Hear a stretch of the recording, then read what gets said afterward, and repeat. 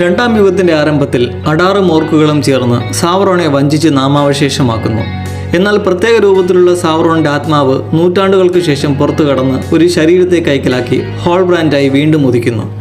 പ്രസന്റിൽ ഇയാളോടൊപ്പം കൂടി ഈ സത്യം മനസ്സിലാക്കുന്ന ഗലാദ്രിയലിന്റെ കൈവശമുള്ള 3 എൽബൻ മോതിരങ്ങൾ കളങ്കപ്പെട്ടിരിക്കാമെന്ന ധാരണയിൽ എൽറോണ്ട് മോതിരം ആവശ്യപ്പെടുന്ന ഗലാദ്രിയലും എൽബൻ രാജാവ് ഗിൽഗലാദിൽ നിന്നും രക്ഷപ്പെട്ട് അത് നശിപ്പിക്കാനായി ലിൻഡണിലെ മുതിർന്ന എൽവൺ കിയർഡാന്റെ അടുക്കലെത്തും. പ്രസന്റിൽ രാജാവായി മറന്ന ഹോൾബ്രാൻഡ് അഡാറിന്റെ തടങ്കലിലാവുകയും സൗറോൺ ജീവനോടെ ഉണ്ടെന്നും കണ്ടുപിടിക്കാൻ സഹായിക്കാമെന്നും പറഞ്ഞ് അവിടെ നിന്നും മോചിതനായി എറഗിയോണിലുള്ള കെലബ്രിംബോറിനടുത്തെത്തും. ഇതേസമയം നോറിമുത്തുള്ള നക്ഷത്രങ്ങളുടെ അടുക്കലെ റൂണിലേക്കുള്ള അപരിചിതന്റെ പ്രയാണത്തിൽ പോപ്പിയും കൂടും. അവരും പിന്തുടരപ്പെടുകയാണെന്നറിയാതെ ആഴക്കടലിൽ മോതിരങ്ങൾ ഉപേക്ഷിക്കാൻ പോകുന്ന കിയർഡാൻ മോതിരത്തിന്റെ വശ്യശക്തി മൂലം അത് ധരിച്ച് ഗിൽഗലാദിനടുത്തെത്തി ശേഷിക്കുന്ന 2 മോതിരങ്ങൾ അദ്ദേഹത്തിനും ഗലാദ്രിയലിനും നൽകുന്നു. ഇരുവരും മോതിരമണിയുമ്പോൾ നശിച്ചുകൊണ്ടിരിക്കുന്ന എൽഡോറിന്റെ അണയാ വെളിച്ചമായ മരം പ്രകാശിക്കുന്നു.